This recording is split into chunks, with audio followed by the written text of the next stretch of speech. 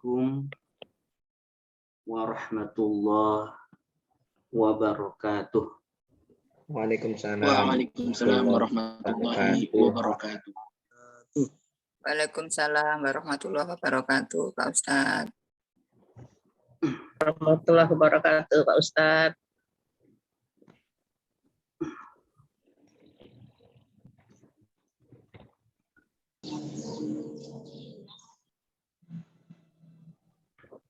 Alhamdulillahi Rabbil Alamin.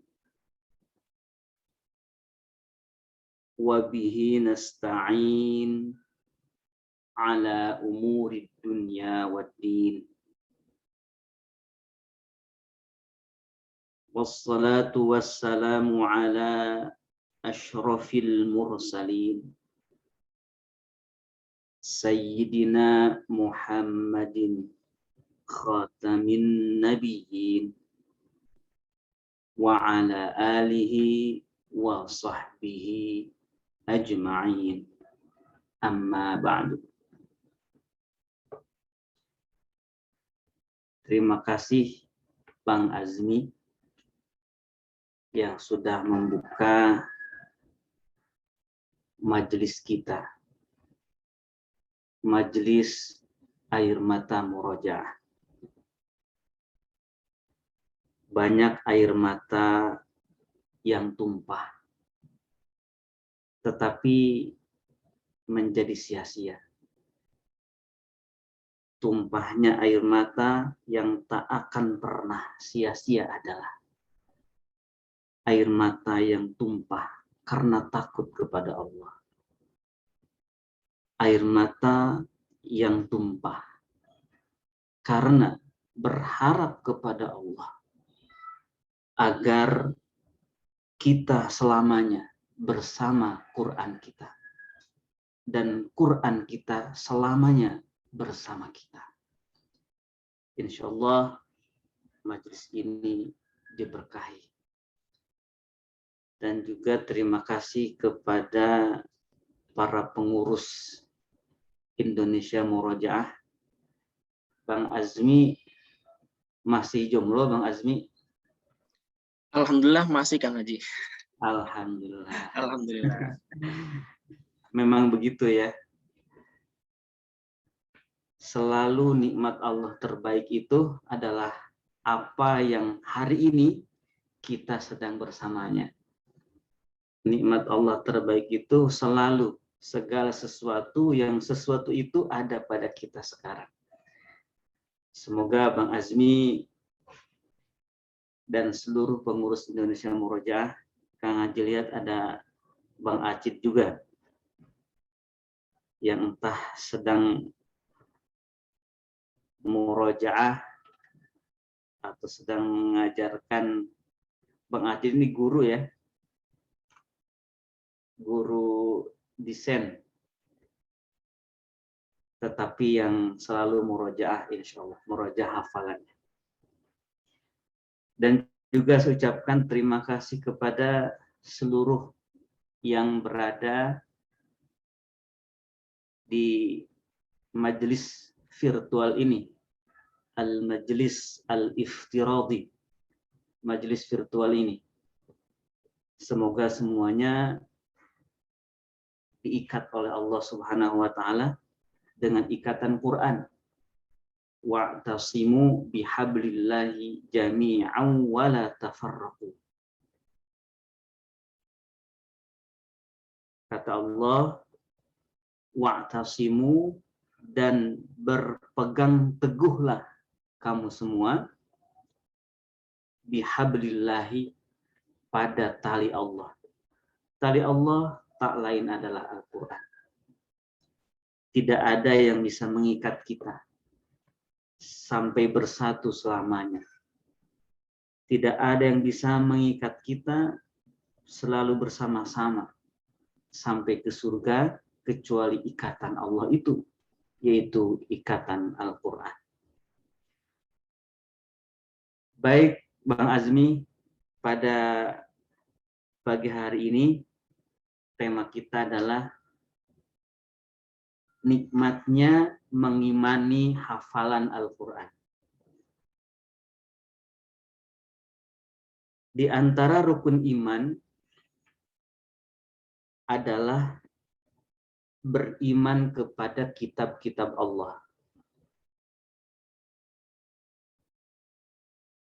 Mungkin kita sudah pada tahu dan pada hafal bahwa rukun iman itu ada 6 berdasarkan hadis yang sahih dan juga berdasarkan ayat-ayat Al-Quran yang banyak, yaitu pertama, beriman kepada Allah. Yang kedua, beriman kepada para malaikat Allah. Yang ketiga, beriman kepada kitab-kitab Allah. Yang keempat, beriman kepada Rasul-Rasul Allah. Yang kelima, beriman kepada hari akhir. Dan yang keenam, beriman kepada qadarnya Allah Subhanahu wa ta'ala. Khairihi wa syarrihi minallah. Ketetapan dalam hidup, apakah baik ataupun buruk, semuanya dari Allah. Kata para ulama, istilah baik dan buruk itu dilihat dari kebiasaan. Dilihat dari kebiasaan manusia. Karena ketika segala sesuatu kita melihat datangnya dari Allah, maka tidak pernah ada yang buruk. Misalkan begini, Bang Azmi menghafal Al-Quran. Berulang-ulang ayatnya dibaca, bahkan sampai 50 kali dibaca ayatnya. Maka mestinya dalam pengulangan ke-50 kali harusnya hafal. Tapi ternyata Bang Azmi tidak hafal. Nah, itu yang disebut dengan buruk. Tapi dalam pandangan manusia. Tetapi kalau Bang Azmi tahu bahwa ternyata itu semua dari Allah, maka itu menjadi terasa bahwa tidak hafalnya Bang Azmi padahal setelah diulang 50 kali itu baik karena datangnya dari Allah Subhanahu wa ta'ala. Jadi itu iman, rukun iman yang keenam, beriman kepada takdir Allah Subhanahu wa ta'ala. Tapi kali ini kita akan mengimani Al-Quran yang turun dalam bentuk hafalan.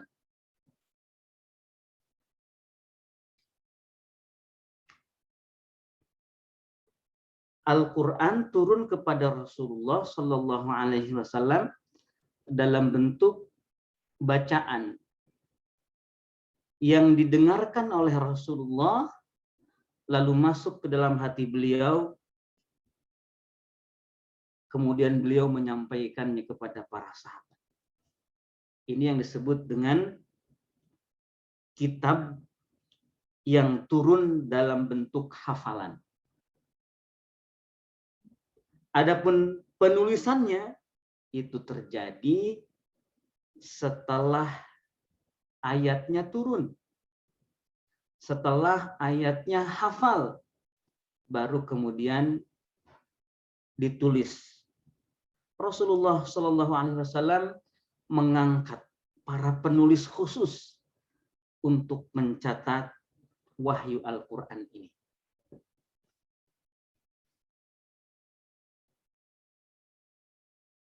Kenapa demikian saya tekankan? Karena kitab-kitab yang diturunkan oleh Allah kepada para nabi sebelum Al-Quran itu turun sekaligus dalam bentuk buku yang utuh. turun sekaligus dalam bentuk tulisan,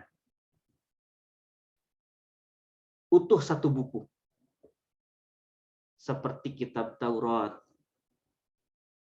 seperti kitab Zabur, dan seperti kitab Injil.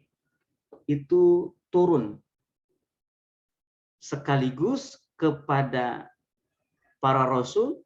Kitab Taurat diberikan kepada Nabi Musa alaihissalam, kitab Zabur diberikan kepada Nabi Daud alaihissalam, kitab Injil diberikan kepada Nabi Isa alaihissalam. Itu sudah dalam bentuk tulisan dan utuh, satu buku, hingga disebut dengan kitab. Dan semua kitab-kitab, bukan hanya kitab Taurat, Zabur, dan Injil saja, kitab-kitab selain itu diturunkan oleh Allah dalam bentuk tulisan yang utuh. Memang ada berapa ya kitab itu? Sebenarnya kitab itu hanya ada 4 saja, yaitu kitab Taurat, kitab Zabur, kitab Injil, dan kitab Al-Quran. Adapun selainnya itu disebutnya suhuf, ya, disebutnya suhuf. Kitab juga suhuf itu hanya saja sedikit. Misalkan 10 suhuf diturunkan kepada Nabi Ibrahim. 10 suhuf diturunkan kepada Nabi Ibrahim. Itu jumlah suhufnya itu disebutnya 10 suhuf. Maksud 10 suhuf itu 10 lembar, ya, 10 lembar saja. Berarti 10 lembar ini kalau ditulis dalam bentuk mushaf sekarang itu seperti 1 juz gitu ya, kira-kira. Seperti 1 juz. Tapi kita tidak tahu pada saat itu media tulisnya apa, kertasnya apa, apakah berupa lempeng kayu, lempeng batu, kita tidak tahu. Ukuran 1 lembarnya berapa huruf dan lain sebagainya kita tidak tahu. Hanya saja di situ disebutkan 10 suhuf, 10 lembar diturunkan kepada Nabi Ibrahim. Nah, yang 10 lembar ini juga disebut 10 kitab, ya. Tetapi lebih tepatnya suhuf. Dalam surah Al-A'la ada ayat inna hadza lafis suhufil ula suhufi Ibrahim wa Musa. Ada suhuf Ibrahim, ada suhuf Nabi Musa alaihi wassalam. Hanya Al-Quran saja yang diturunkan dalam bentuk hafalan. Maka kita beriman kepada Al-Quran itu satu paket dengan cara turunnya. Satu paket dengan cara turunnya. Kita beriman kepada Al-Quran bukan hanya kita mengimani Al-Quran dari Allah, bukan hanya kita mengimani seluruh isinya, tetapi juga kita mengimani cara turunnya. Mengimani cara turunnya. Oleh karena itu,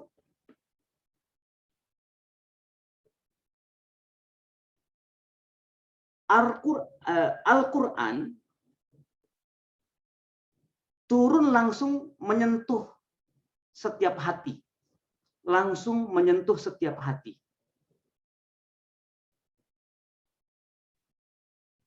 Karena,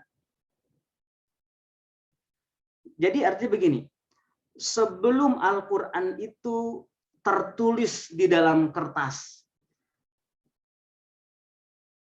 Kertas itu pada zaman Nabi kulit kayu, ya, kulit kayu itu kertas atau kulit binatang itu namanya kertas.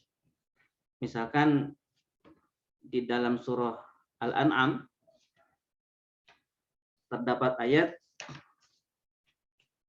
A'udzu billahi minasyaitonir rajim. Bismillahirrahmanirrahim.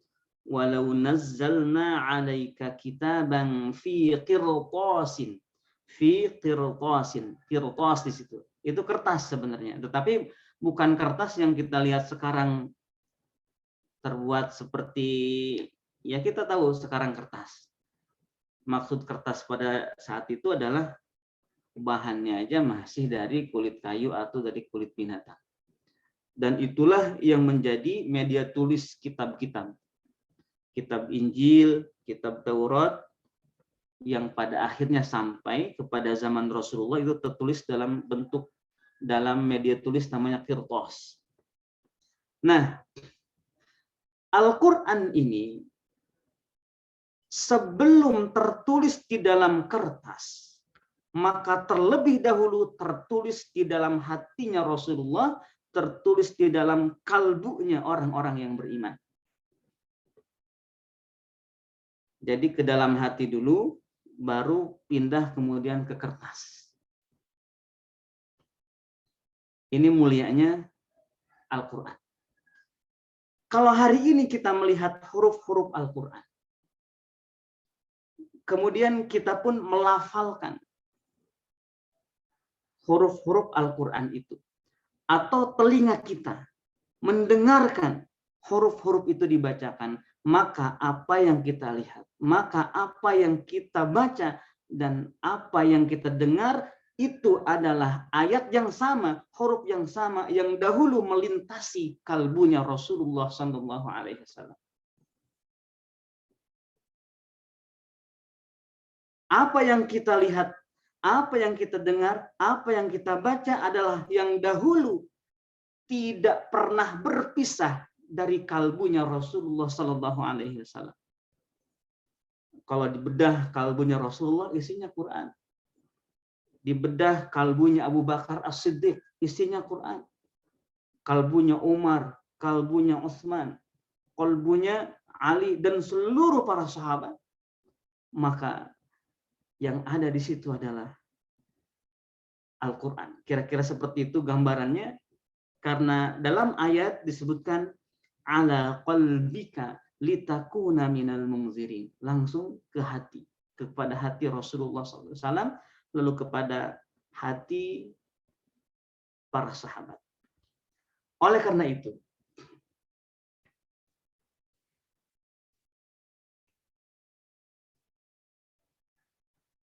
karena hati adalah tempat bersemayamnya ayat-ayat Allah, maka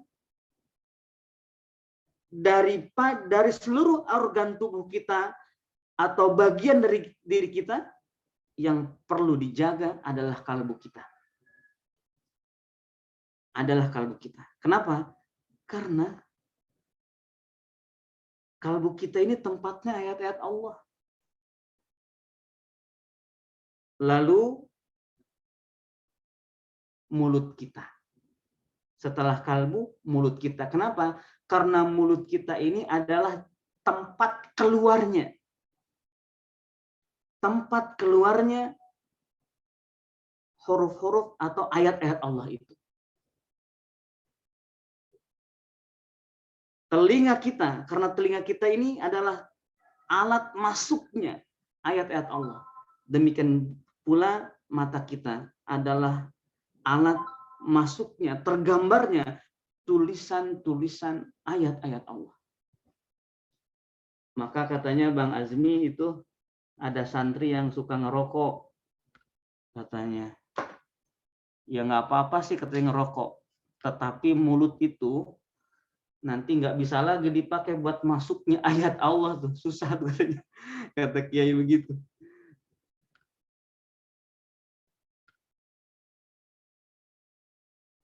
Jadi ayat Allah masuk ke mulut tuh ya. Masa mulutnya itu dipakai ngerokok gitu, apalagi dipakai yang haram, dipakai yang haram. Misalkan mulutnya dipakai ghibah gitu, itu sayang banget. Jadi mulut yang sudah diciptakan dan di situ bisa bisa keluar darinya itu makharijul huruf Al-Quran, itu sayang banget kalau dikotori. Ya, dari hati ke mulut. Makanya hati ini perlu dibersihkan, maka mulut pun perlu dibersihkan. Ya, lidah perlu dibersihkan, mulut dan lidah perlu dibersihkan. Baik. Kita buka surah An-Naml.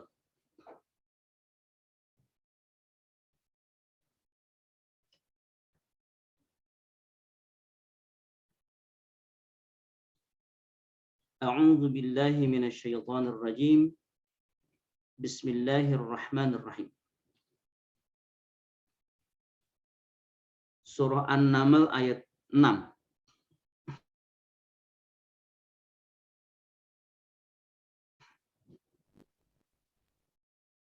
A'udzu billahi minasyaitonir rajim. Wa innaka latulaqqal Qur'ana min ladun hakimin alim. Wa innaka, dan sesungguhnya engkau, latulaqqal Qur'ana, diberikan Al-Qur'an secara talaqi. Talaqi itu dalam bentuk lisan, dari mulut ke mulut. Dalam hal ini Rasulullah mendengarkan wahyu dari bacaan malaikat Jibril. Itu namanya talaqi. Sehingga menjadi istilah belajar Quran itu talaqi. Langsung berhadap-hadapan dengan gurunya. Bahkan tentu sekarang bisa berhadap-hadapan dengan gurunya secara online. Berhadap-hadapan dengan gurunya secara online. Hanya saja seperti praktek-praktek wakaf, misalkan ada wakaf raum, itu kelihatannya secara online tidak bisa.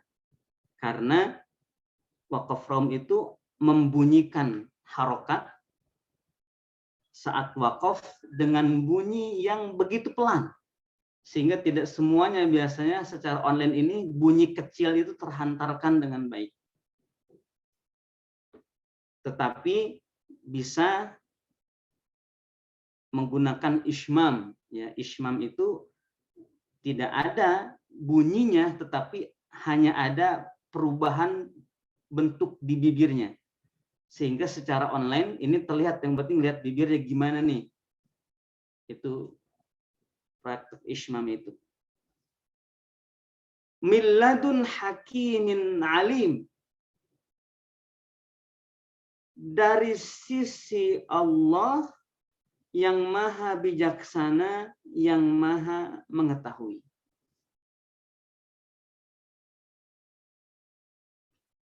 Allahu Akbar.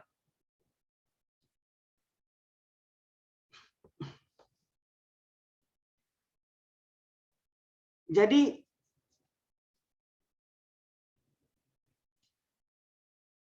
ketika lidah kita mengucapkan Al-Quran, dan ketika telinga kita mendengarkan bacaan Al-Quran. Jadi ada kalanya telinga kita mendengarkan bacaan Al-Quran, atau lidah kita mengucapkan Al-Quran. Maka sebenarnya wa innaka latulaqqal Qur'ana min ladun hakimin alim. Saat itu kita harus merasa begitu dekat dengan Allah dan seakan-akan sedang diajari talaqi langsung. Di situ. Bagaimana seorang yang sedang menghafal Quran akan merasa bersedih sementara dia sedang diajari langsung. Paling tidak dalam hal ini kita bisa merasa malaikat Jibril. Malaikat Jibril itu yang membawa wahyu, yang membawa Al-Quran ini kepada Rasulullah, itu hari ini masih ada. Saat ini masih ada. Saat ini masih ada. Maka malaikat Jibril, malaikat Safarah Kiramim Bararah. Safarah itu malaikat yang memang ditugaskan oleh Allah untuk menjaga Al-Quran. Bukan hanya malaikat Jibril, tetapi banyak malaikat. Disebut malaikat safarah kiramim bararah. Maka dalam sebuah hadis disebutkan al-mahiru bil Quran ma'as safaratil kiramil bararah. Orang yang mahir Al-Quran. Orang yang mahir Al-Quran itu bersama para malaikat. Safarah yang mulia. Ini tak lain sebagai kabar gembira. Dan juga tidak mungkin orang yang sedang menghafal Al-Quran itu kesedih merasa sendirian, merasa kesepian, tidak. Tetapi hatinya merasa senang. Bagaimana tidak senang? Allah telah tengah mengajarkan kita ayat-ayat ini.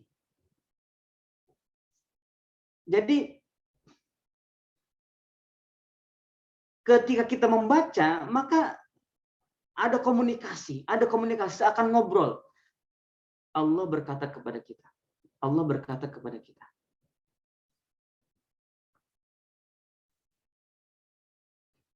Seorang sahabat namanya Ubay bin Ka'ab.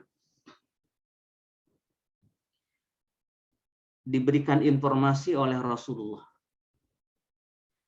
Ubay bin Ka'ab ini adalah sahabat Rasulullah yang paling mengerti bacaan Al-Quran.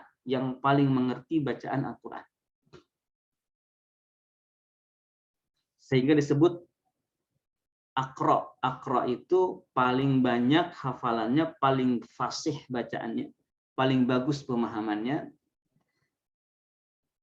terkait Al-Quran. Namanya Ubay bin Ka'ab. Ubay bin Ka'ab itu pernah diberikan kabar oleh Allah, diberikan kabar oleh Rasulullah Shallallahu Alaihi Wasallam. Kata Rasulullah, kurang lebih begini ucapannya, ini terjemahan dan sedikit improvisasi dari saya, bahwa Jibril datang, kata Rasulullah, menyampaikan pesan bahwa Allah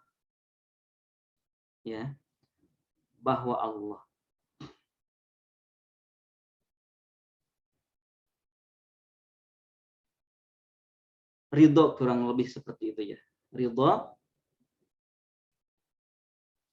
kepada bacaannya. Kata Ubay bin Ka'ab, apakah Allah menyebut namaku? Kata Rasulullah dalam sebuah riwayat, iya, Allah menyebut nama engkau.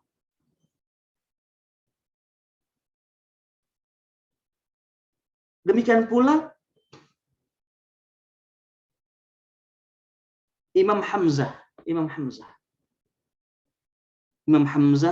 Az-Zayyat. Imam Hamzah ini satu dari 7 imam qiraat. Imam Hamzah Az-Zayyat Al-Kufi.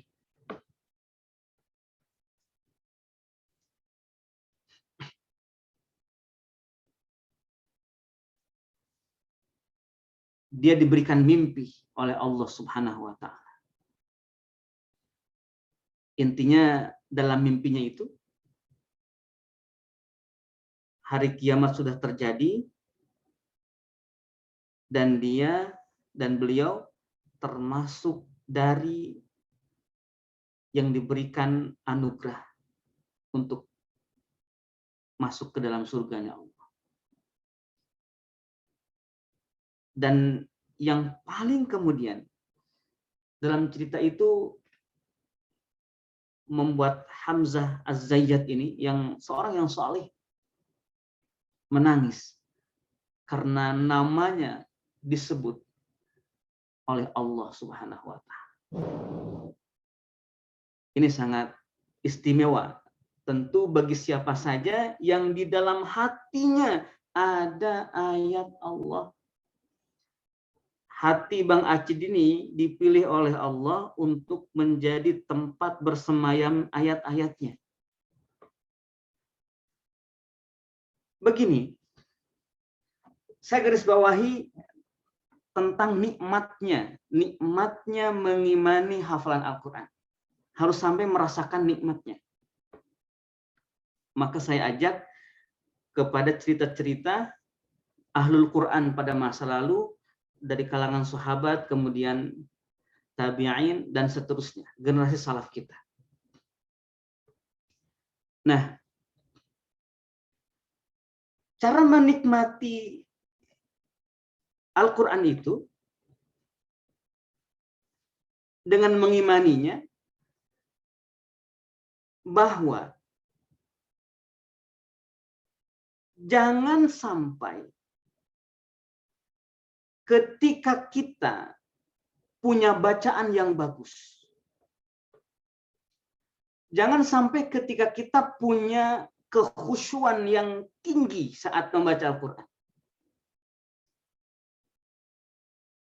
lalu kita merasa bahwa kita menjadi mulia di hadapan Allah Subhanahu wa Ta'ala. Jangan sampai merasa seperti itu. Jangan sampai merasa seakan-akan bacaan Quran kita yang bagus, hafalan kita yang bagus, dan juga kekhusyuan kita yang hebat, itu diciptakan hasil dari kerja keras kita. Itu namanya ujub. Ujub itu merasa amal soleh dibuat oleh diri kita ini, bukan dari Allah Subhanahu wa Ta'ala. Sebanyak apapun amal soleh, bacaan Al-Quran, hafalan Al-Quran, atau bahkan kekhusyuan di dalam baca Al-Quran, selama itu dinisbatkan oleh pelakunya keluar dari dirinya, bukan dari karunia Allah, itu menjadi tidak bernilai. Dalam hal ini, penghafal Quran bisa bertadabbur. Sebaliknya, ketika kita membaca Al-Quran, ketika kita hafal Al-Quran walau hanya satu huruf saja misalkan, tetapi kita selalu yakin bahwa satu huruf itu dari Allah, maka yang satu huruf itu begitu bernilai. Begitu bernilai. Maka hafiz Quran yang seperti ini itu tidak akan pernah kecewa. Tidak akan pernah kecewa. Menghafal satu hari dapatnya satu huruf juga beruntung. Makanya Bang Acid, tidak ada alasan hafiz Quran untuk mengeluh. Kenapa? Karena semuanya dari Allah. Alhamdulillah, lidah ini masih dimampukan oleh Allah untuk menyebut namanya. Menyebut satu kali saja nama Allah. Lidah kita dimampukan oleh Allah. Allah itu nikmat yang besar. Satu huruf saja Allah mampukan lidah kita untuk mengucapkannya dari ayat-ayat Al-Quran ini, itu nikmat yang besar. Jadi tidak pernah hafiz Quran tidak pernah menikmati, tidak pernah ada hafiz Quran yang tidak menikmati bacaannya. Selalu bahagia, selalu optimis, selalu yakin, karena semuanya dari Allah Subhanahu wa Ta'ala. Kalau bahasa orang-orang sekarangnya, menikmati prosesnya, tidak menikmati hasilnya. Karena memang kalau kita sudah mengurusi urusan hasil, itu tidak akan pernah bahagia selamanya. Bahkan kalau kita menghafal Al-Quran, kemudian hati kita itu selalu bertanya, kapan selesai, kapan khatam, kapan lancar, kapan mutqinnya.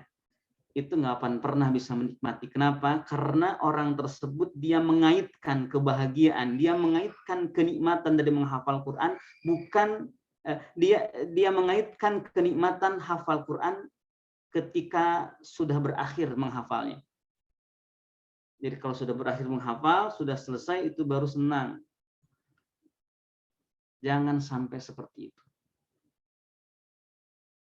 biasanya teman-teman kita, mungkin di sini juga banyak yang hebat-hebat ya. Banyak misalkan program menghafal Quran cepat, Bang Azmi. Ada yang 1 bulan misalkan menghafal Qurannya itu.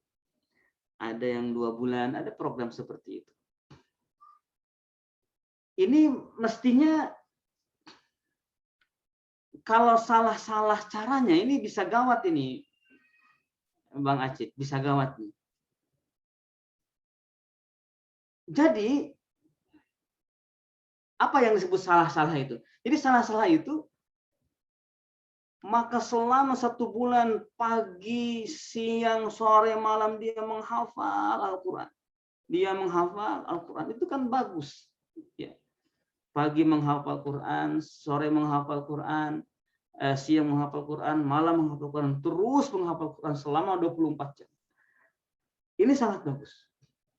Tetapi kalau di dalam hatinya tidak merasa bahagia saat menghafalnya, tidak menikmati saat menghafalnya, dia baru menikmati kalau sudah selesai. Kalau sudah selesai setoran 30 juz baru bahagia.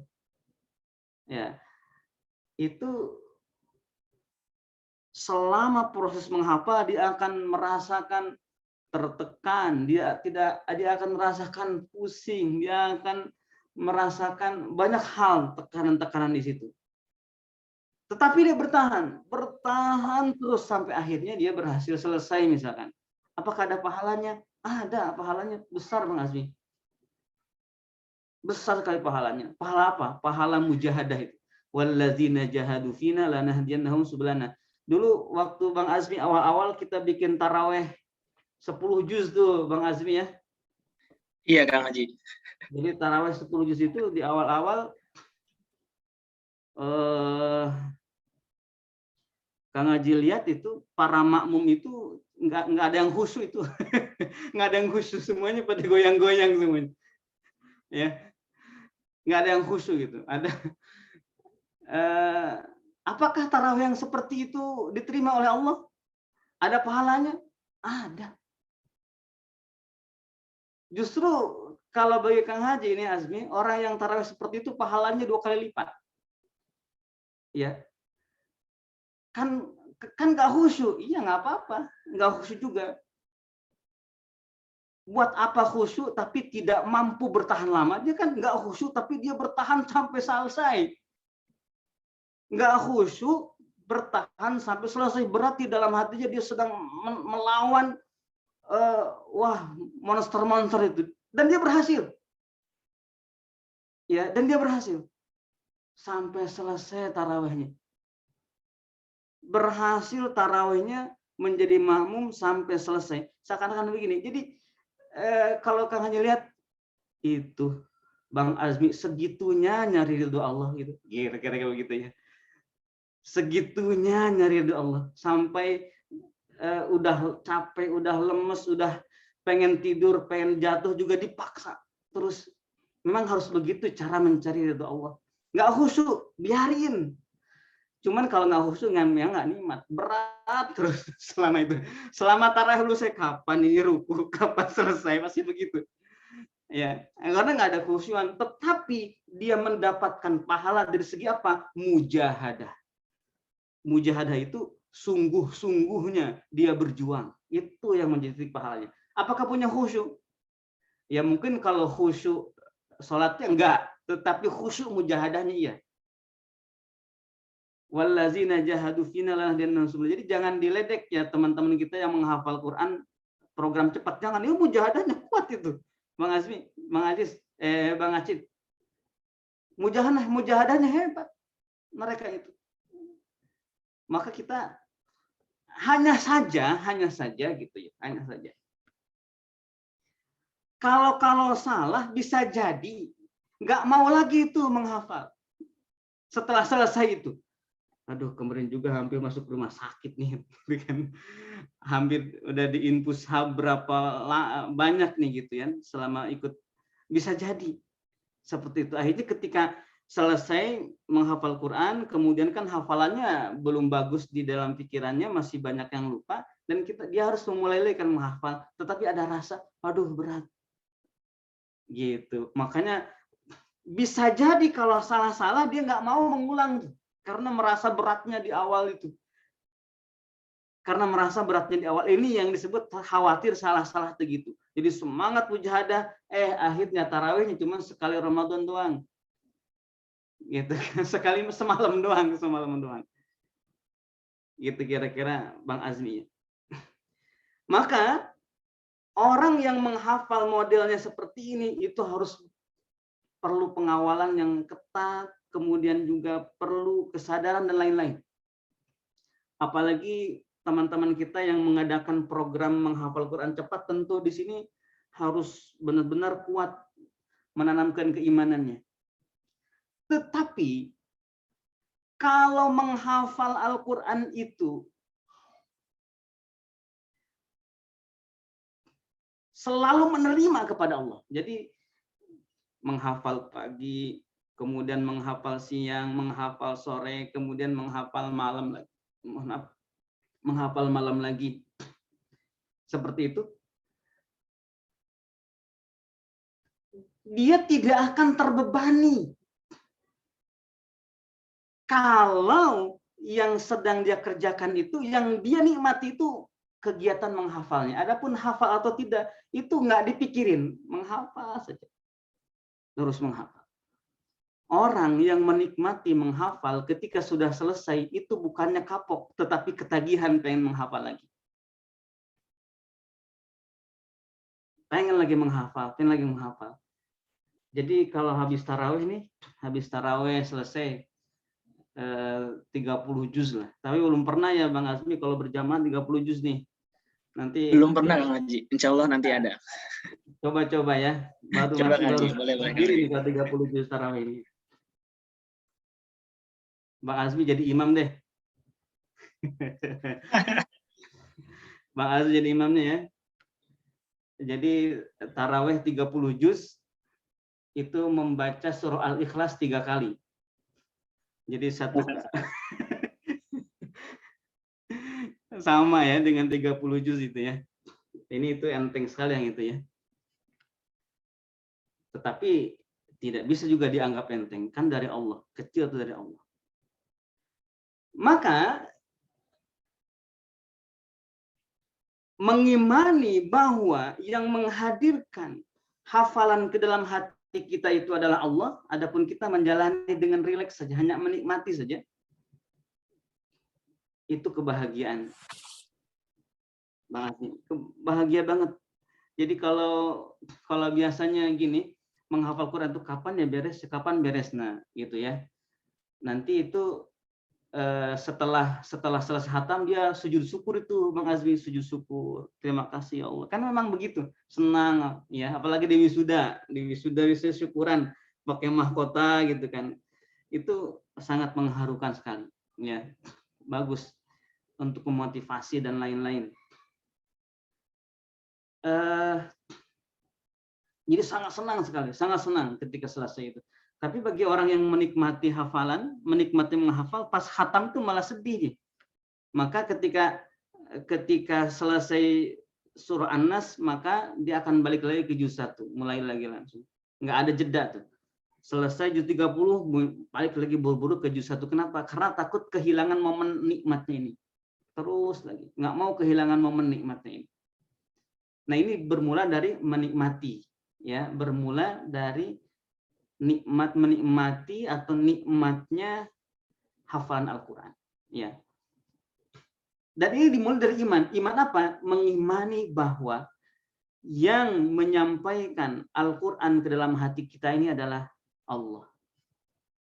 Itu tenang banget di situ, tenang banget. Kemarin sudah sering diulang-ulang. Rizki itu tidak akan tertukar, Bang Azmi. Sama dengan jodoh juga. Jodoh juga nggak bakal tertukar, Bang Azmi.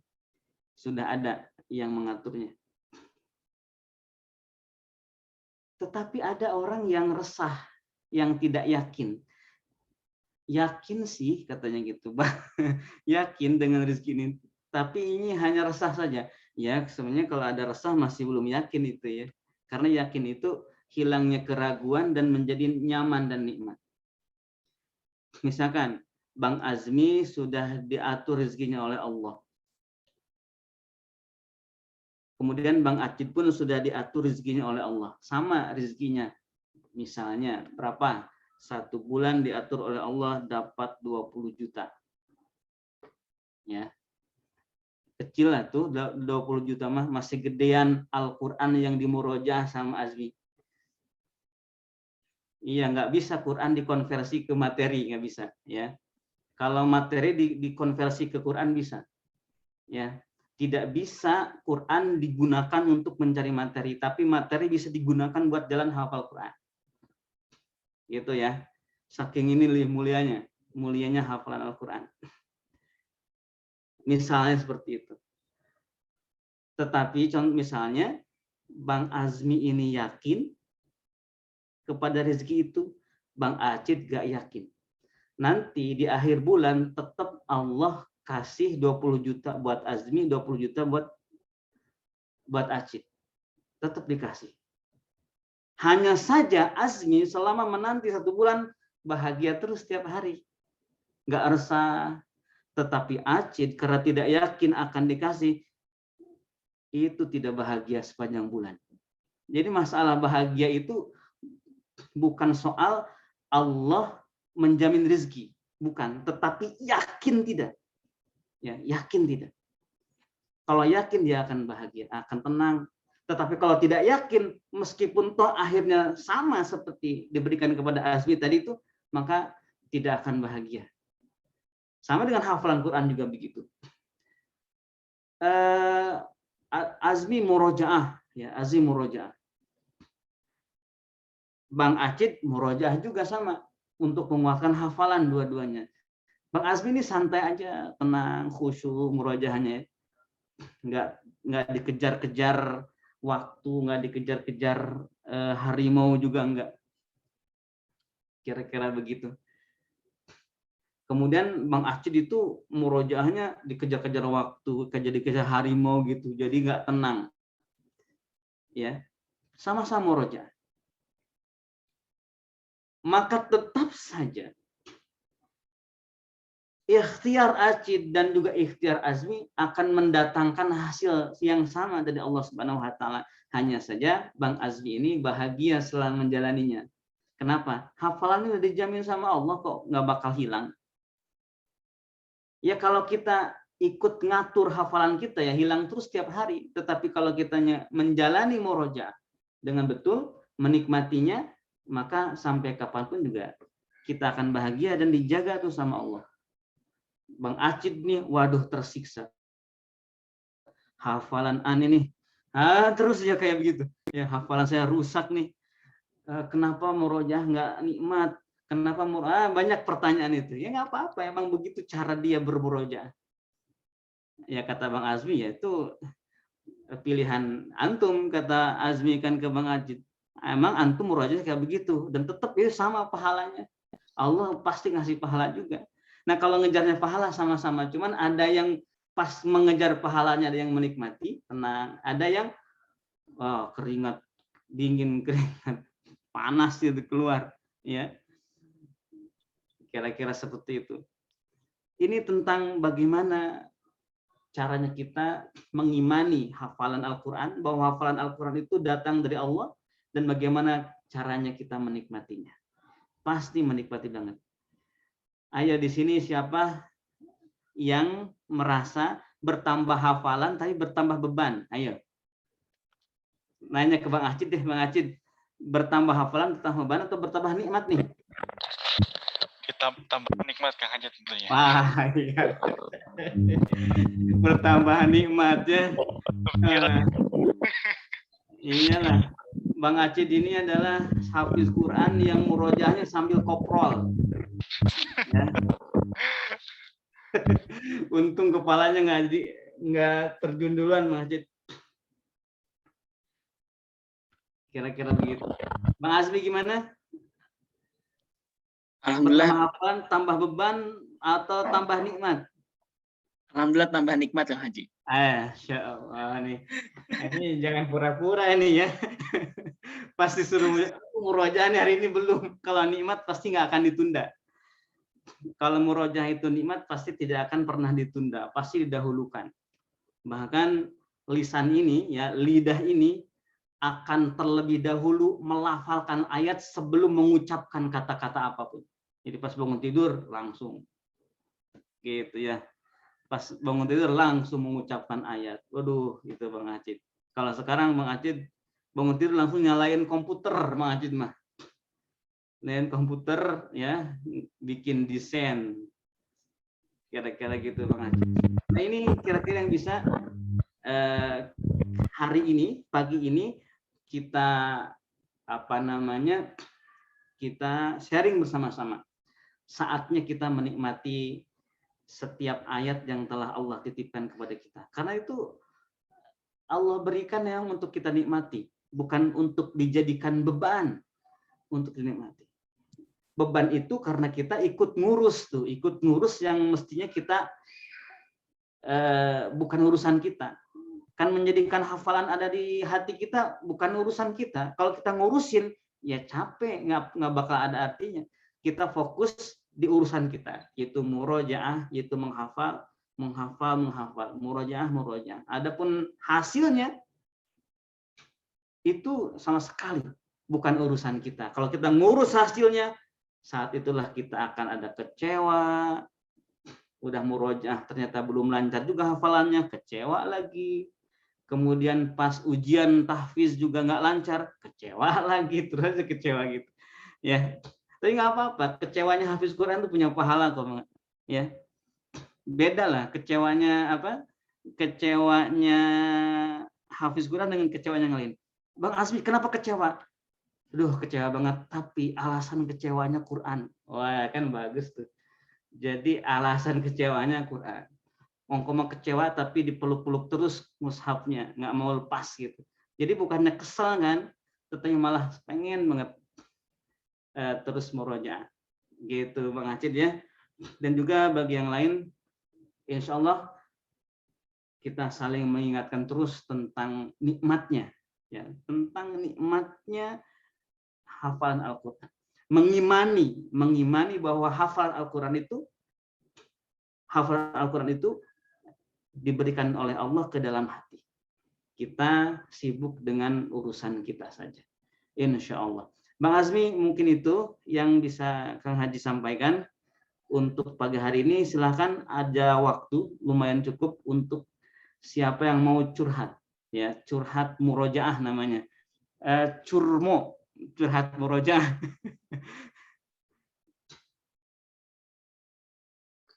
Baik Kang Haji, terima kasih untuk materinya. Masya Allah ya, sangat berharga sekali materi yang disampaikan oleh Kang Haji. Kalau menurut saya ini Kang Haji ini ulama yang beda dari ulama yang lain gitu. Tingkat keilmuannya ya Masya Allah ya, subhanallah. Insya Allah dia di atas yang pernah Anda temuin lah. Baik, untuk selanjutnya adalah mungkin sesi sharing ya.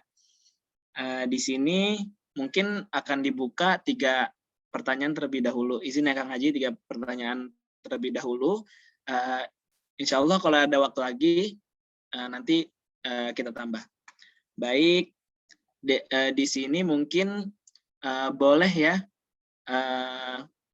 yang angkat tangan, yang raise hand, dan juga yang diketik di chat. Mungkin satu yang untuk pertanyaan pertama, satu yang raise hand dan 2 yang ada di chat. Baik, untuk pertama mungkin Ustazah Pasmawiyah ya dari Palembang ya. Mungkin boleh dibuka untuk mic-nya. Insya Allah bisa sharing langsung ke Kang Haji. Bismillahirrahmanirrahim. Assalamualaikum warahmatullahi wabarakatuh. Ustaz Deden. Waalaikumsalam. Ya, saya dapat link dari Alhamdulillah teman-teman. ini Ya, Pak Soya muncul juga Ya. ini ya. saya ini kan sangat tertarik dengan menghafal Al-Quran. Tapi terkait usia. Alhamdulillah. Terkait usia saya Usianya sudah emang 60 berapa Bu tahun. Pak Soya? 60, Oh masih Ustaz. muda. Muda masih. Iya. Ya, saya belajar mulai kemarin menghafal ayat-ayat yang untuk saya baca sehari-hari dalam sholat. Saya coba untuk menghafal pakai target Al-Baqarah. Saya lihat, aduh ayatnya apa yang panjang, ya Allah gimana. Sudah saya apa sampai ayat 60, kadang-kadang hilang, terbolak-balik. Saya waktu itu merajuk. Sudah, kecewa, nggak mau lagi menghafal yang panjang. Dari yang belakang aja lah, yang pendek-pendek. Nah, tapi suatu saat saya baca lagi, tiba-tiba itu kayaknya mengulangnya lebih mudah, Ustadz. Mungkin karena Allah, mungkin saya simpan itu, nggak mau lagi saya baca Al-Baqarah, pusing kepala saya.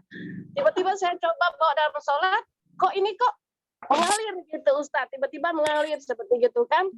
Nah, tapi kadang-kadang saya kecewa lagi gitu, karena susah sekali untuk menghafal Al-Baqarah itu satu ayat itu kadang-kadang Kecewanya sampai aja berpahala karena kecewa karena Quran.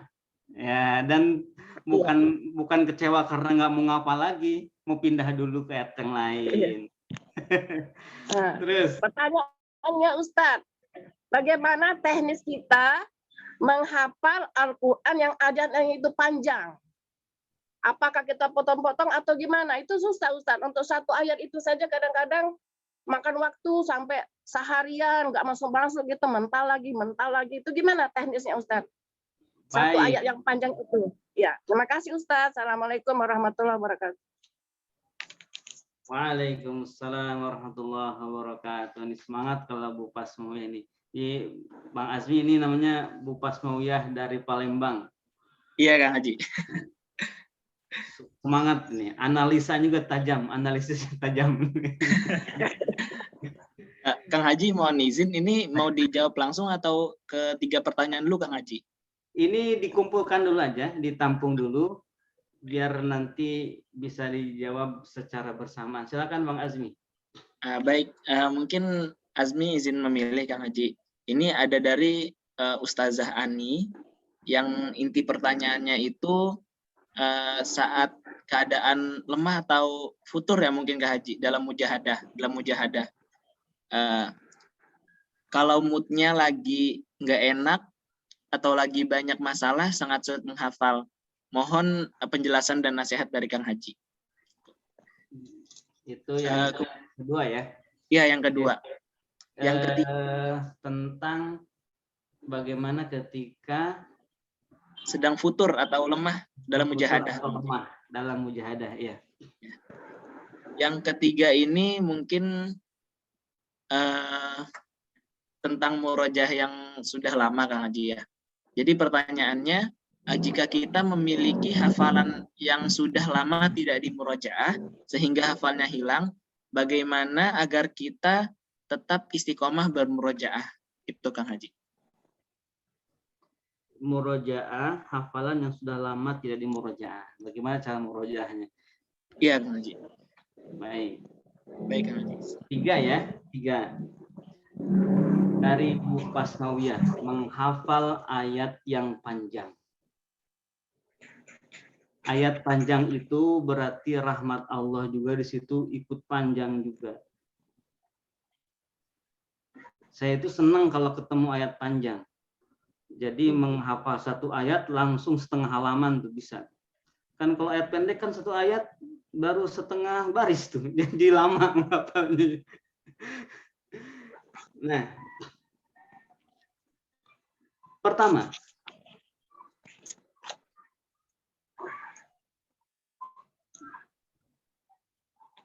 potong ayatnya sesuai dengan ukuran kemampuan kita untuk menghafalnya.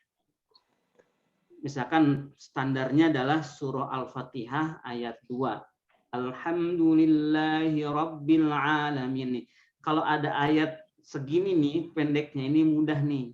maka ayat yang panjang itu potong seukuran alhamdulillahirabbil alamin. Jadi kita harus punya patokan dulu nih, Pak, ayat yang mana nih patokan kita. Oh, misalkan kalau Bang Azmi itu patokannya ke surah Al-Fatihah ayat yang ke-7. Panjang tuh, lumayan tuh ya. Nggak apa-apa. Ini harus tepat. Harus tepat motongnya. Karena kalau kependekan juga itu tidak akurat, kurang bagus, cepat lupa juga. Atau kepanjangan. Kalau kepanjangan ini lama hafalnya. Jadi kalau kependekan lupanya cepat, kalau kepanjangan hafalnya lambat. Nah, kalau pas, nah ini cepat hafalnya, lambat lupanya. Jadi harus pas. Maka patokannya apa? Misalkan Bu Pasmaya patokannya Al-Fatihah. Alhamdulillahirabbil alamin atau Bismillahirrahmanirrahim. Ukurannya segitu. Ya, itu yang pertama. Yang kedua,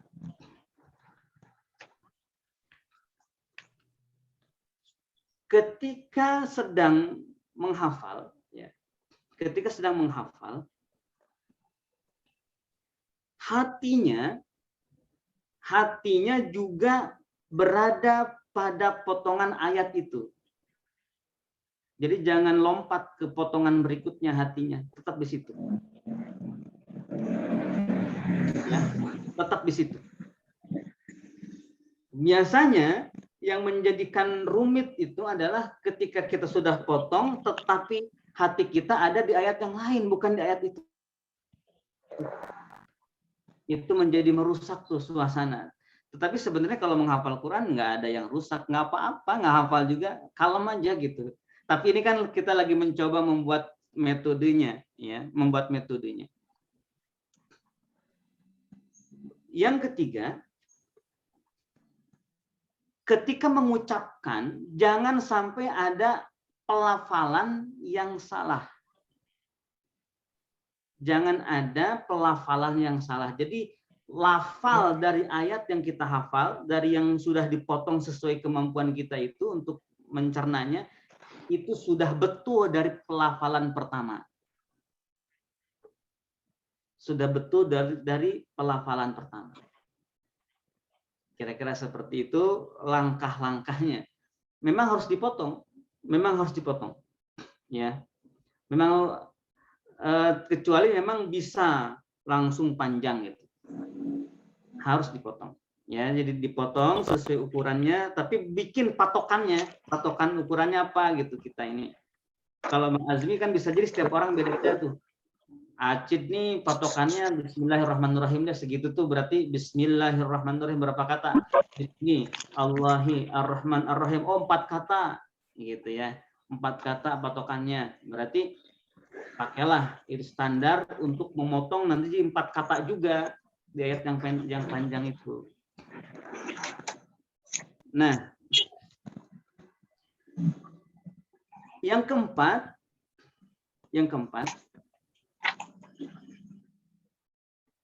memilah kata atau kalimat yang berulang. Memilah kata atau kalimat yang berulang. Maksudnya apa? Maksudnya adalah kata yang berulang di ayat itu atau di penggalan itu atau kalimat yang berulang, kita tidak perlu lagi menghafalnya. Cukup kita menghafal kata atau kalimat yang baru saja di situ. Misalkan, ya ayyuhalladzina amanu, kan banyak tuh ya ayyuhalladzina amanu, itu nggak usah dibaca lagi ketika menghafalnya. Langsung aja potongan setelahnya. Nanti ketika murojaah baru tuh disempurnakan ayatnya dari ya ayyuhalladzina amanu. Kita kan sedang menghafal. Nah, yang kelima, faiza azamta fatawakkal 'ala Allah. Serahkan hasilnya kepada Allah. Dengan cara itu maka kita tidak akan pernah kecewa selamanya, insya Allah. Kenapa? Karena Allah nanti tuh yang menjaganya, Allah yang melindunginya, Allah yang menumpukan pahalanya. Sehingga kita berharap kepada Allah kita istiqomah dan hafalan kita tampil nanti. Bisa kita baca di akhirat kelak ketika Allah perintahkan Iqra wartaqi. Iqra, bacalah kata Allah, wartaqi, dan naiklah. Nanti setiap yang hafal Quran pasti ditanya begitu. Baca dan naiklah. Baca dan terus ternyata bisa lancar bacaannya. Allahu Akbar. Jadi mutkinnya waktu itu sudah kita bahas berulang-ulang, mutkin itu nanti di akhirat saja. Kalau di dunia ada lupanya. Di dunia ada lupanya, tetapi kalau kita iman, maka di akhirat malah jadi ingat semuanya. Tetapi kalau kita ingat di dunia tapi nggak ada iman, itu di akhirat lupa semuanya itu. Nggak bakal dihadirkan oleh Allah Subhanahu wa taala. Nah, itu kira-kira tipsnya, silahkan boleh dicoba ya. Ya. Boleh dicoba oleh Bu Pasnawiyah. Dan ini sebenarnya memang untuk semua ya, tetapi ini saya khususkan ijazahkan untuk Bu Pasnawiyah dan juga yang lain. Amin. Nah, gitu ya. Baik, Bang Azmi, yang kedua adalah bagaimana ketika futur. Makasih Ustaz. Sami-sami. Yang kedua ini Kang Haji, bagaimana ketika kita lemah dalam mujahadah. Jadi sulit untuk bermujahadah gitu. Mungkin semangatnya atau moodnya karena lagi banyak masalah gitu. Jadi aduh nggak ada semangat nih gitu. Itu gimana cara mengatasinya, Kang Haji? Ya. Ada kekeliruan yang sebenarnya bukan keliru. Ada kekeliruan yang sebenarnya bukan keliru. Kenapa disebut bukan keliru? Yang namanya murojaah, ya, yang namanya murojaah, khusyuk atau tidak, dapat banyak atau tidak, dalam keadaan futur atau tidak, tetap pahalanya besar. Makanya nggak disebut nggak salah gitu ya. Jadi murojaah, futur misalkan nggak semangat, apakah berdosa? Enggak, terus saja. Kita tidak pernah tahu bacaan mana yang kita lafalkan yang paling diterima oleh Allah. Siapa tahu pas bacaan lagi begitu tuh diterima sama Allah bacaan kita. Ya, lagi pas futur malah itu yang diterima. Kita tidak pernah tahu. Siapa tahu pas semangat itu disusupi oleh hawa nafsu, pas semangat disusupi oleh setan, bisa jadi. Justru ketika futur itu tandanya setan nggak ada, nafsu nggak ada, jadi futur dari situ. Murojaah di situ justru walaupun sedikit misalkan hasilnya nggak bagus, maka tidak ada yang salah. Jadi kesalahan yang sebenarnya tidak salah ya. Kesalahan yang sebenarnya tidak salah. Yang saya sebut tidak salah karena seperti itu. Lalu kesalahannya apa? Kesalahannya ada di mindsetnya. Sehingga murojaah tidak nikmat atau kurang nikmat. Jadi diksinya harus diubah. Diksinya diubah. Jadi kalau kita capek, ya banyak pekerjaan, banyak tugas dan lain-lain, maka kemampuan kita untuk murojaah itu memang jadi menurun. Jadi menurun itu memang sudah biasanya seperti itu. Kita dalam keadaan capek, keadaan ada rasa-rasa apa gitu ya di dalam hati kita, maka kekuatan kita untuk murojaah itu menjadi menurun. Nah, sekarang diksinya diubah. Diksinya adalah bukan bagaimana caranya menguatkan hafalan dengan murojaah, ya. Kita ubah diksinya. Jadi bukan bagaimana caranya menguatkan hafalan dengan murojaah, kita ganti diksinya, bagaimana menguatkan semangat dengan murojaah. Menguatkan kembali semangat melalui murojaah. Jadi nolongin tuh, ayat jadi nolongin lemah kita. Kita lagi lemah dikuatin sama Quran. Kita lagi futur dikuatin, disemangatin sama Quran. Gitu. Kalau kita saat ini tidak bisa menjadi penyemangat Quran, maka Quranlah yang akan menjadi penyemangat kita. Nah, ini mindset yang benar, ya, mindset yang benar. Dan secara jujur, Bang Azmi, Kang Haji pun sering begini, ya. Tetapi justru kalau lagi futur tuh, ini isyarat. hati lagi butuh banget sama Quran, makanya kasih futur. Makanya buru-buru di situ murojaah. Gitu. Jadi sering-sering futur, sering-sering paling makin banyak tuh bacaannya ya. Karena pikiran kita ini terarah dengan betul gitu Bang Azmi. Jadi nggak perlu kemudian kita menunggu semangat buat baca Quran, justru bacalah Quran biar muncul semangat. Kerjanya semangat, kuliah semangat, nyari jodoh juga semangat Bang Azmi ya. Ibadah ya, mencari jodoh itu ibadah. Kalau dapat jodohnya itu urusan, bukan urusan Bang Azmi ya. Gitu, itu yang kedua. Yang ketiga apa tadi Bang Azmi? Yang ketiga ini Kang Haji, Hafalan murojaah, ya? hafalan yang sudah lama tidak dimurojaah gitu. Ya. 1. Mulai murojaah. Jadi kata kuncinya mulai murojaah. Karena biasanya hafalan yang sudah lupa itu kayak karet gitu Bang Azmi. Jadi mau mulai murojaah itu gimana gitu ya. Jadi nggak mulai-mulai pada akhirnya itu ya.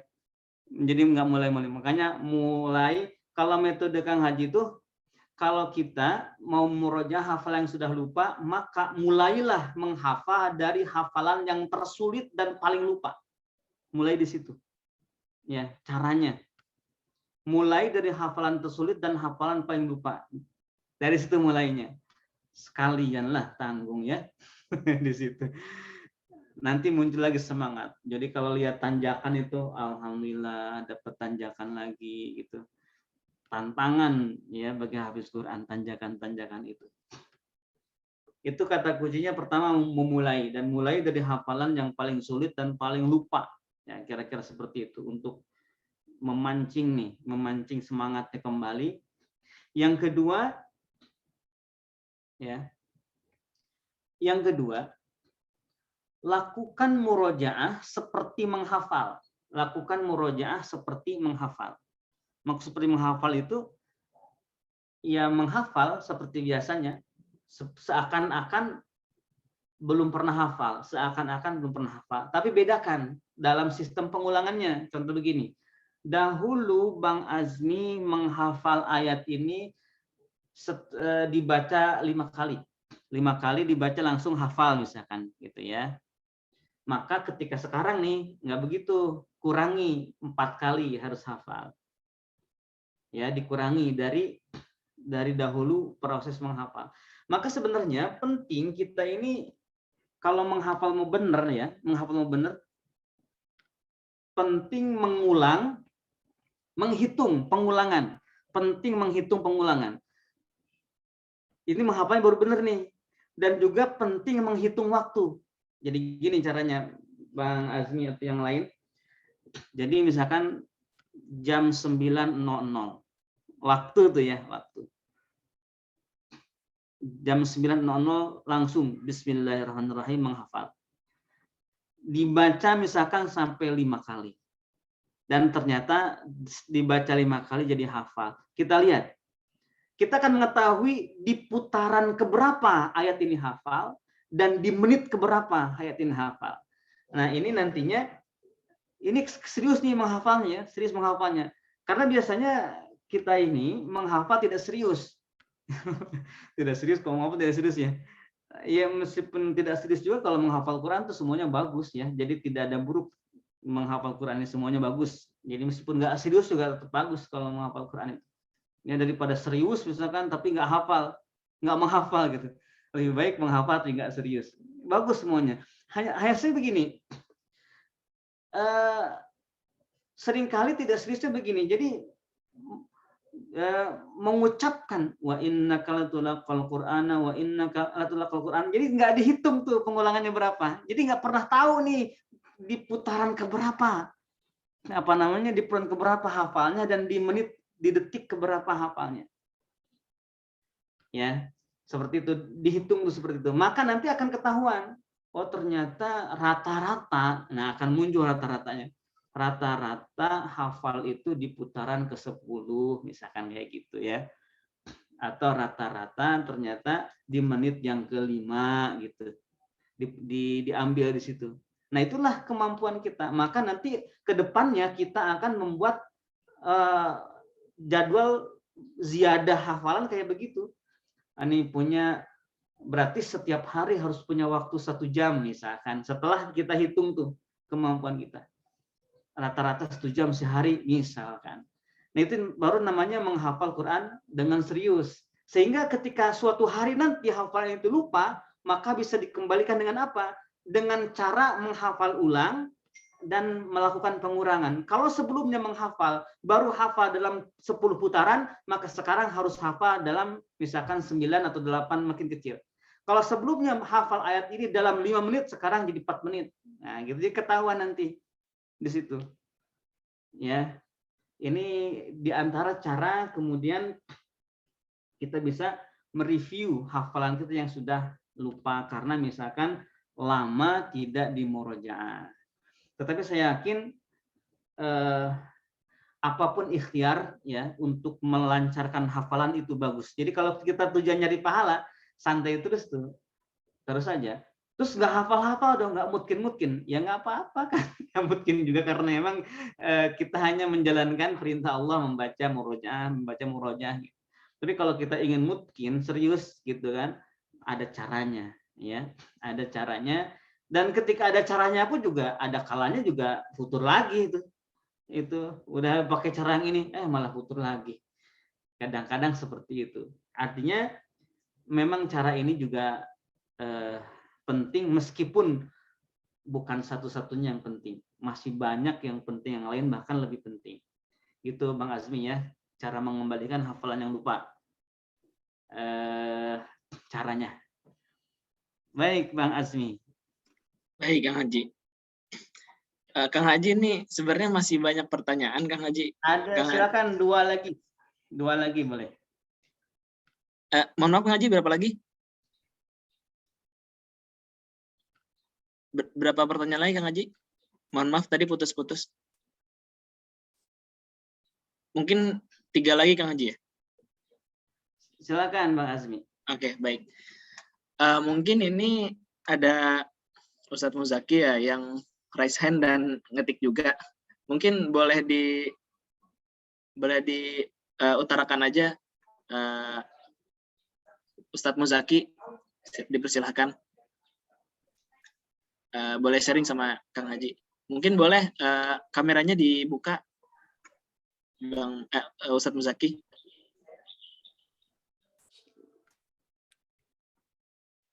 Assalamualaikum Kiai, Masya Allah. Waalaikumsalam warahmatullahi wabarakatuh. Allahu Akbar. Marhaban. Izin bertanya Kiai. Nah, terkait status hafalan juga kan juga status umur juga seperti itu. Nah, dengan status hafalan yang masih belum lancar, di samping juga status umurnya sudah dikatakan sudah tua. Nah, jadi sini masih menimbulkan pertanyaan sehingga masih harus mengambil sebuah keputusan di situ. Nah, ini rumus matematika nih kalau ini nanti jawabannya nih. Premisnya nih. Jadi izin bertanya Kiai.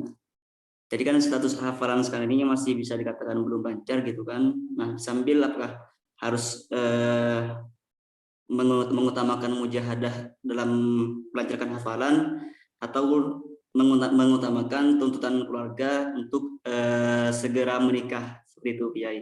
Mungkin mohon pencerahannya dan solusinya bagaimana kira-kira. Jadi ada 2 hal nih ya, Bang Azmi. Pertanyaannya, apakah mujahadah untuk kelancar hafalan atau mujahadah untuk mempersiapkan menikah? Atau dua-duanya atau gimana? Nah, ini pertanyaan begitu ya. Iya Kiai. Masya Allah, ini kayaknya Bang Azmi terwakili nih kalau begini. Iya Kang Haji, makanya ini milih Ustadz Muzaki nih. Masya Allah. Terus boleh dikumpulkan dulu. Yang Baik Kang Haji. penting Mungkin pertanyaannya nggak lupa. Ya, mungkin ini ada beberapa pertanyaan yang secara umum sudah dijawab oleh Kang Haji ya. Mungkin boleh dari tadi yang awal-awal nih, Ustadz atau Ustazah dan Risana ya.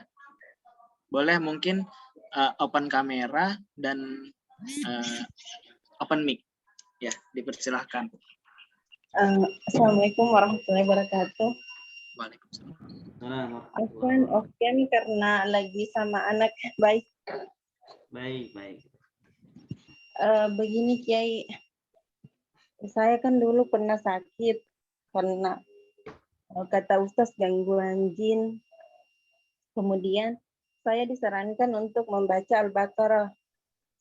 Kemudian saya melakukannya setiap hari. Kemudian Kiai itu menyarankan agar saya menghafalkan Al-Quran. Dan alhamdulillah hafalan saya sudah 24 juz. Alhamdulillah. Tapi saya merasa gangguan jin itu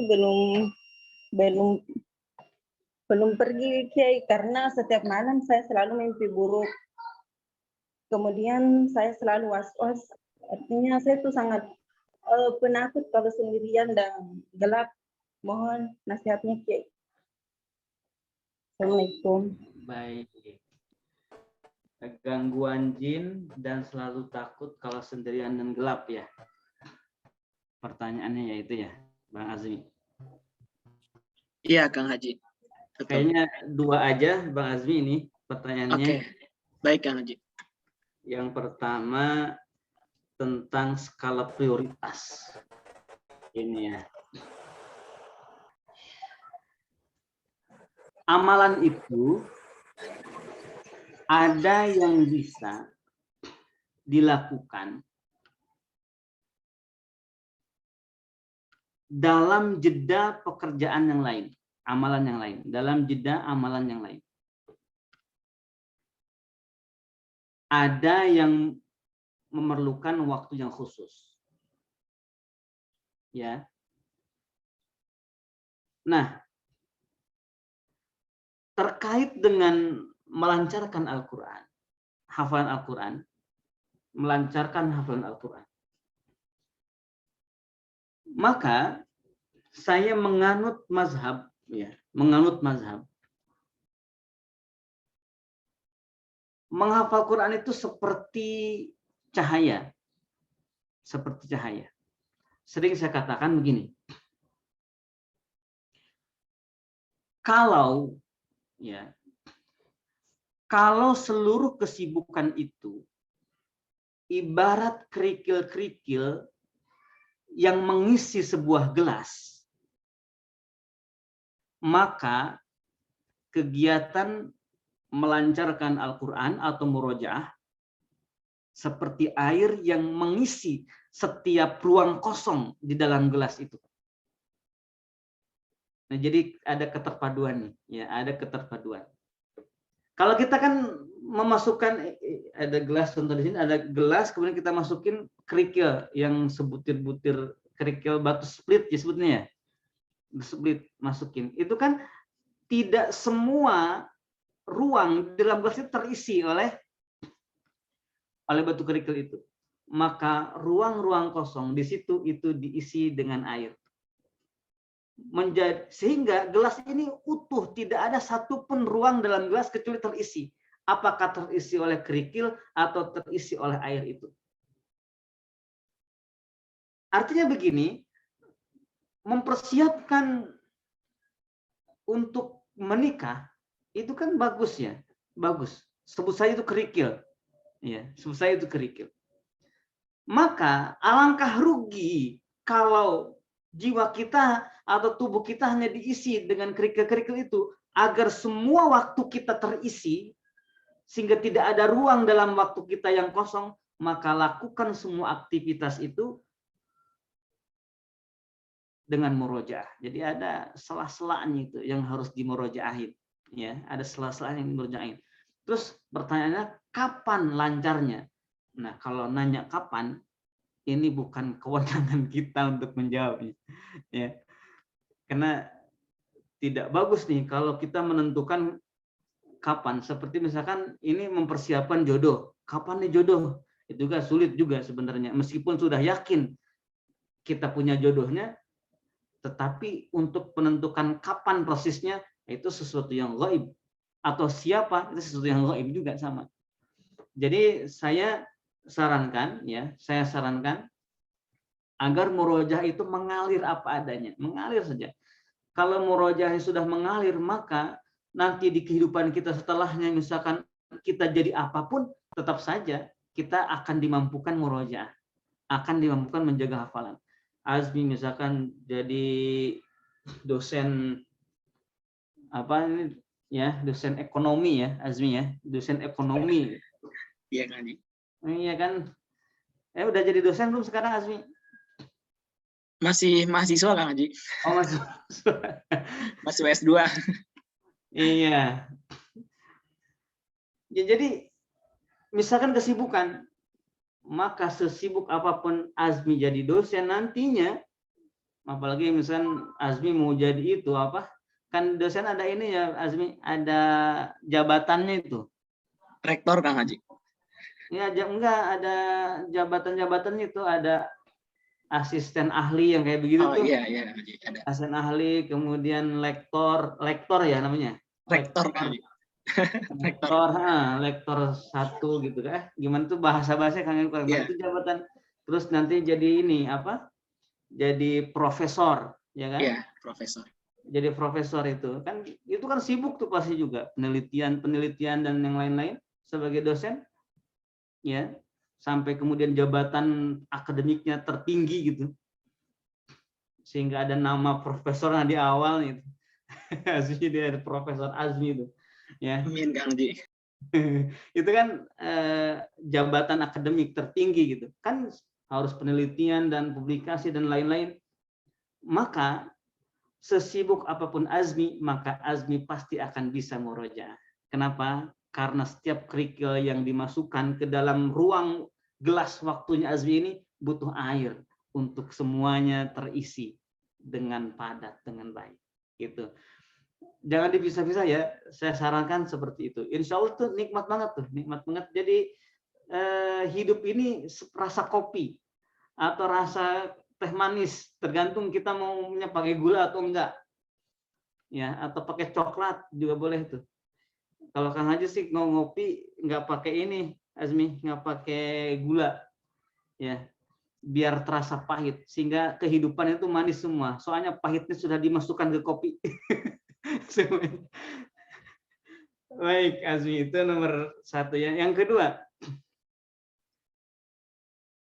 bagaimana kok sudah 24 juz belum juga seperti ada perubahan, misalkan seperti itu ya. Jawaban pertama, karena belum 30 juz nih. Kalau udah 30 juz, tanya lagi nanti, tanyakan lagi hasilnya seperti apa ya, karena belum 30 juz. Itu jawaban pertama. Mungkin ini harus sampai 30 juz nih. Wah, ini kalau menurut saya berkah banget nih ya, jin yang membawa berkah pada akhirnya, karena menyebabkan atau wasilah jadi hafal Quran 30 juz ya. Nah, yang kedua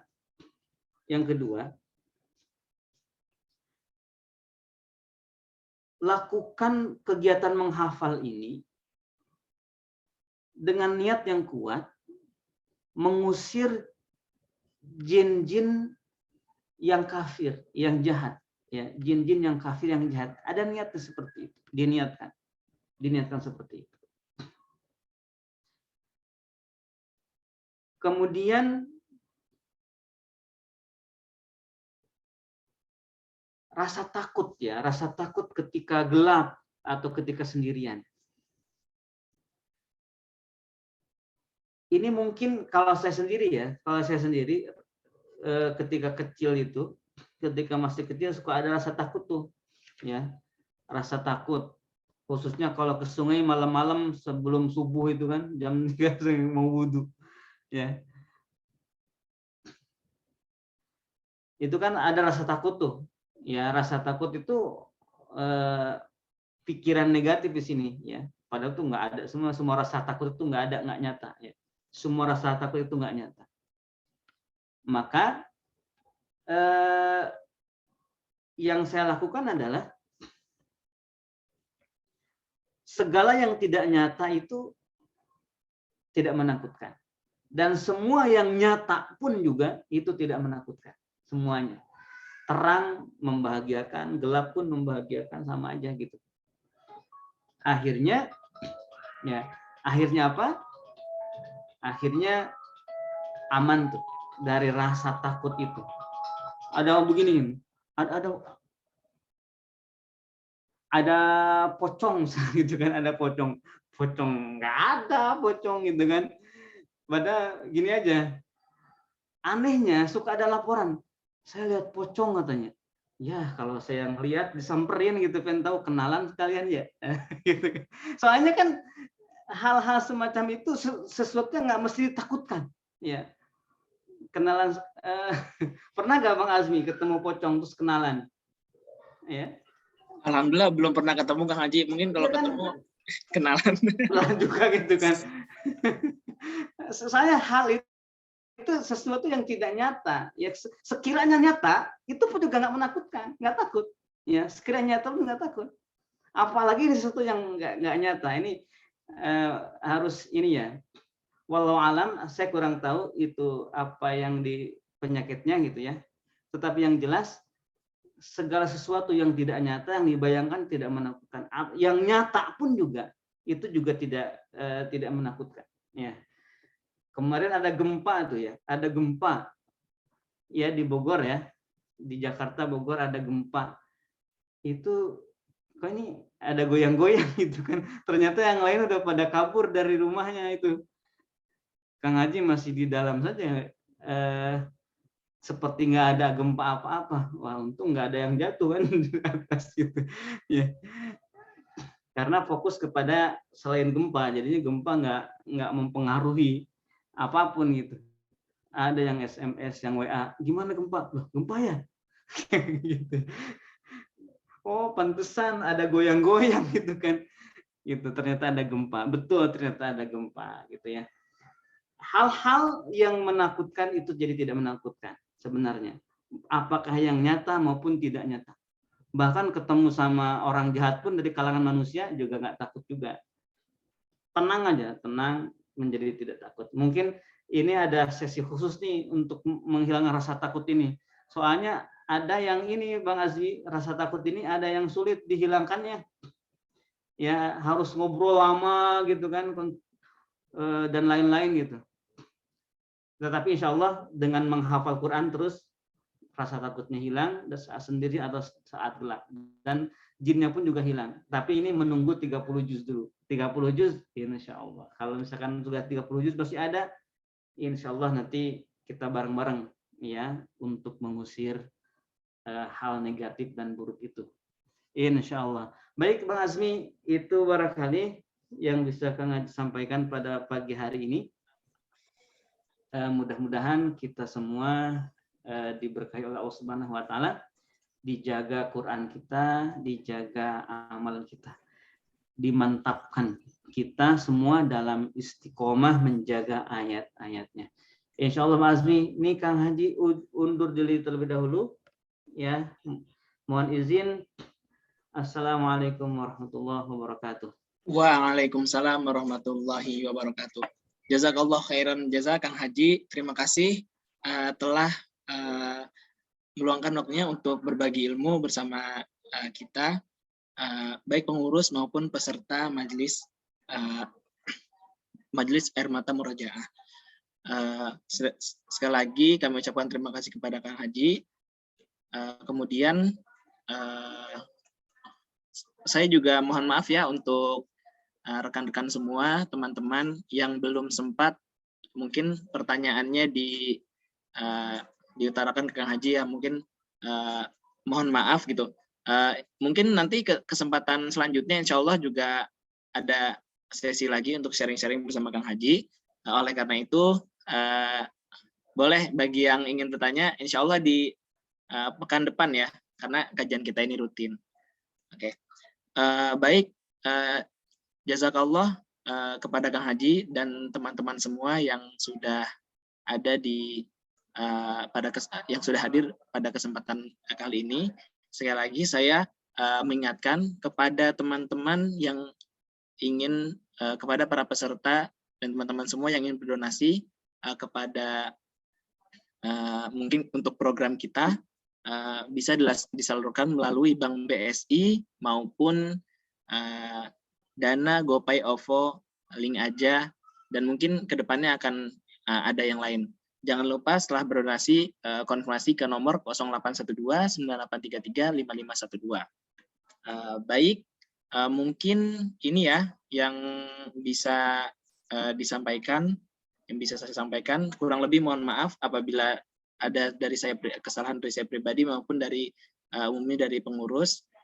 Kurang lebihnya mohon maaf. Marilah kita tutup kajian Majelis Air Mata Murojaah ini dengan doa kafaratul majlis.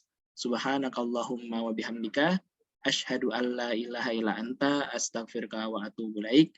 Sekali lagi terima kasih saya aturkan sebanyak-banyaknya kepada Kang Haji dan peserta Majelis Air Mata Murojaah semua. Saya mohon maaf bila banyak kesalahan dari saya pribadi, kurang lebihnya mohon maaf. Wassalamualaikum warahmatullahi wabarakatuh.